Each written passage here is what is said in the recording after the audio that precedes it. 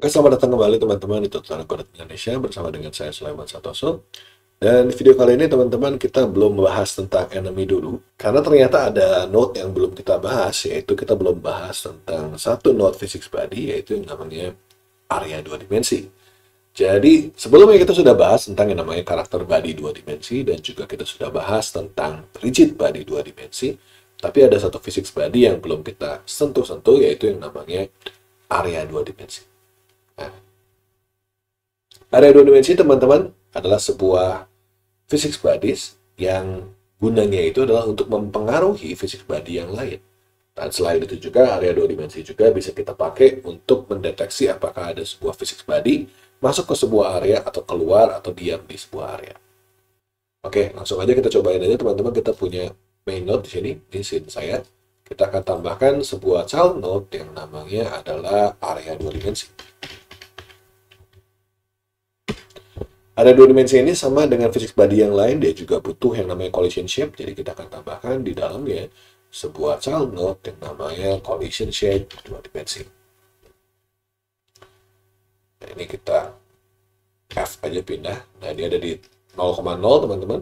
Kita mau pindahkan dia ke bagian peta saya yang warna abu ini, jadi sengaja saya kasih warna abu supaya teman-teman bisa melihat efeknya dengan lebih jelas. Ini saya akan taruh di tengah-tengah. Dan kita akan pasang collision shape-nya itu bentuknya biar sama dengan bolongnya, yaitu rectangle aja deh.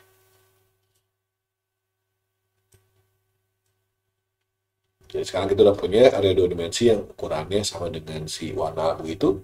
Dan mari kita lihat di area dua dimensi ini punya apa aja sih. Nah, di sini teman-teman bisa lihat area dua dimensi ini turunan dari node, turunan dari canvas item, turunan dari node 2D, turunan dari collision object 2D, dan dia adalah punya properti sendiri di area 2D. Nah, mari kita bahas propertinya apa saja di video kali ini. Ada dua properti awal, yaitu monitoring dan monitorable.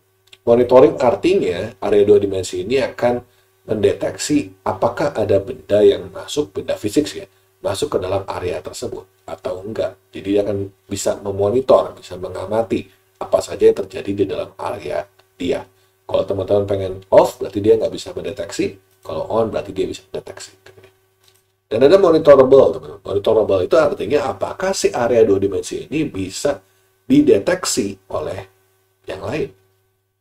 Jadi kalau misalnya kita punya dua area dua dimensi yang saling beririsan gitu ya, kalau di checklist monitorable-nya, maka area ini bisa dideteksi oleh area yang lain. Tapi kalau di unchecklist, berarti area ini tidak bisa dideteksi oleh yang lain. Gampangnya seperti itu. Lalu kita juga punya priority, teman-teman. Semakin besar priority-nya, maka dia semakin penting. Ini hubungannya kalau misalkan kita punya lebih dari satu area dua dimensi. Anggaplah misalkan saya punya copy dari area dua dimensi ini, dan kita punya satu begini. Maka kalau misalkan ada bola masuk ke tengah-tengah ini, maka area dua dimensi mana yang aktif, ini tergantung dari prioritas dan nanti space override. Pas dulu aja, kita satu dulu aja. Nah, di sini teman-teman kita juga punya gravity, linear damp, angular damp, dan juga ada audio bus. Jadi kalau kita pengen ngubah audio juga bisa, tapi itu nanti urusannya kalau kita ngomongin audio. Ada linear damping, angular damping, ini sama seperti yang sebelum-sebelumnya teman-teman, bahwa linear damping ini adalah perlambatan untuk pergerakan atas bawah kiri kanan. Sedangkan untuk angular damping, dia adalah perlambatan untuk kalau kita punya kecepatan putaran atau torque. Tapi di sini kita punya juga namanya gravity, dan untuk setiap pilihan ini kita punya namanya space override. Space override ini artinya area dua dimensi ini bisa melakukan pengubahan hukum fisika kalau ada benda yang masuk ke dalam situ. Kita bisa lihat di dalam sini ada empat pilihan, bertambah dengan disabled ya, jadi 5. Kita punya combine, replace, dan replace combine di sini. Ada 5 pilihan. Nah, di sini saya akan bahas yang combine dan replace dulu. Combine, replace, dan replace combine mungkin nanti tidak dibahas di video kali ini, tapi mungkin di video-video mendatang kalau kita sudah punya scene yang lebih rumit. Gitu. Oke, kita akan coba dulu yang paling simpel, yaitu namanya replace.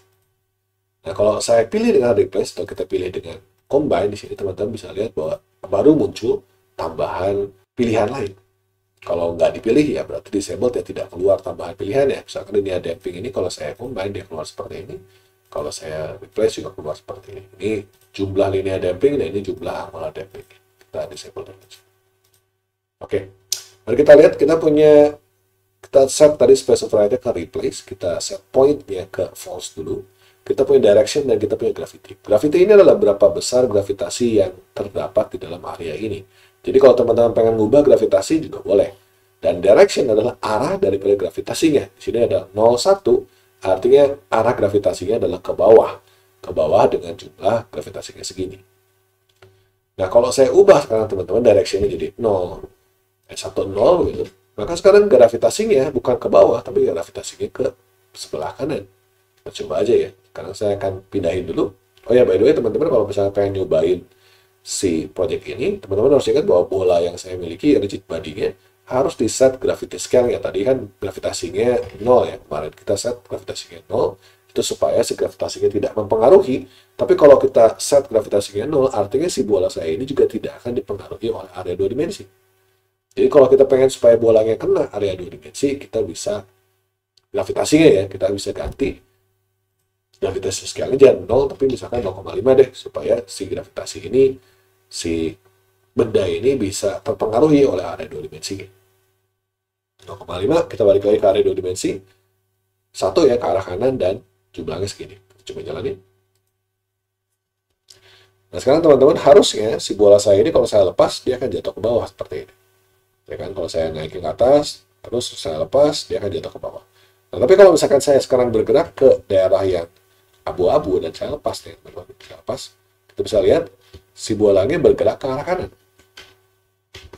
Ini saya nggak gerakin kanan ya teman-teman, tapi saya, ya itu gerak sendiri.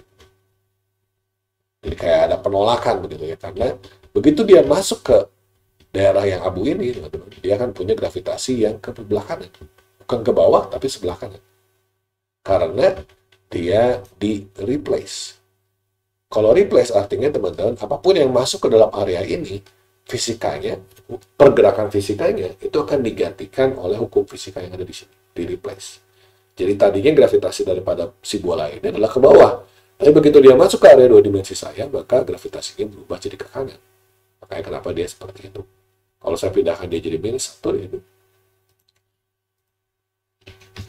Sekarang gravitasinya berubah ke kiri. Jadi kalau saya masuk, kita akan lihat dia langsung bergerak ke sebelah kiri. Seperti itu. Oke? Nah, kalau saya ganti replace dengan combine sekarang, teman-teman. Maka kalau saya combine di sini, harusnya kan kalau tadi replace dia langsung bergerak ke kanan ya. Tapi kalau di sini, teman-teman, ketika saya pasang, maka gravitasinya tidak hanya ke kanan, tapi juga ke bawah. Jadi ketika kita combine, maka gravitasi yang dimiliki oleh si bola, yaitu gravitasi ke bawah, ditambahkan atau dikombinasikan dengan gravitasi yang terdapat di area 2 dimensi, kalau si bolanya masuk ke sini. Jadi begitu bola masuk ke area 2 dimensi, dia akan kena gravitasi ke kanan, tapi gravitasi dia ke bawah juga tetap jalan. Itu namanya combine. Nah, yang dua lagi teman-teman, yang combine replace dan replace combine, ini nunjukinnya harus menggunakan lebih dari satu area 2 dimensi supaya teman-teman bisa punya gambaran begitu. Jadi untuk saat ini kita nggak bahas dulu, tapi kurang lebih combine replace ini adalah mengkombinasikan dulu si gravitasinya, tapi akan mengignore atau tidak akan mengindahkan area 2 dimensi yang prioritasnya lebih rendah di bawah. Jadi kalau ada yang paling tinggi nih prioritasnya dia akan jalanin, yang bawah-bawah nggak dijalanin. Nah kalau replace combine itu kombinasi yang berbeda, jadi replace dulu baru di combine. Nah ini nggak akan kita bahas dulu ya teman-teman, nanti aja kalau misalnya kita punya kasus untuk itu. Oke, tapi yang kita mau bahas teman-teman adalah yang namanya point di sini. Jadi point di sini kalau kita klik teman-teman, maka sekarang gravitasi dari area 2 dimensi saya ini bukan lagi gravitasi yang rata di satu seperti ini, tapi gravitasinya itu punya pusat, punya titik awal. Titik awalnya di mana? Di sini titik awalnya di, kalau 1,0 berarti ini pusat saya ya, pusat area 2 dimensi saya berarti 1 piksel ke samping. Kalau kita pengen supaya pusatnya di tengah, maka point centernya 0,0 aja. Nah ini 0,0 berarti point titik pusat gravitasi itu di tengah. Kita punya point unit distance. Ini point unit distance ini menyatakan kalau dia misalkan 36, maka di sini si gravitasinya itu akan full sampai jarak 36. Berikutnya, maka si jarak itu dia akan mengecil gravitasinya. Jadi sesuai dengan jarak gravitasinya itu akan mengecil. jarak yang maksimum dia full itu adalah di yang kita set di sini.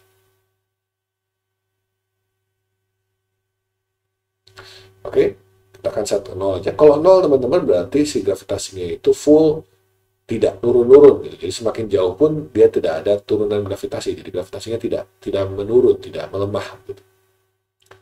Kita akan coba aja sekarang gravitasinya. Begitu si bola saya kena ke sini, dia akan langsung ketarik ke tengah-tengah, ke pusat dari gravitasi. Nah, ini contoh daripada point gravitasi. Oke, ini bisa kita minus juga teman-teman kalau kita pengen supaya gravitasinya itu keluar bukan ke dalam. Ya. Saya rasa cukup untuk pengenalan tentang properti dasar daripada area 2 dimensi. Berikutnya kita akan gunakan area 2 dimensi ini untuk membuat collectibles nantinya, untuk sebuah benda yang bisa diambil oleh pemain kita. Kita akan jumpa lagi di video-video berikutnya. Terima kasih banyak atas perhatiannya.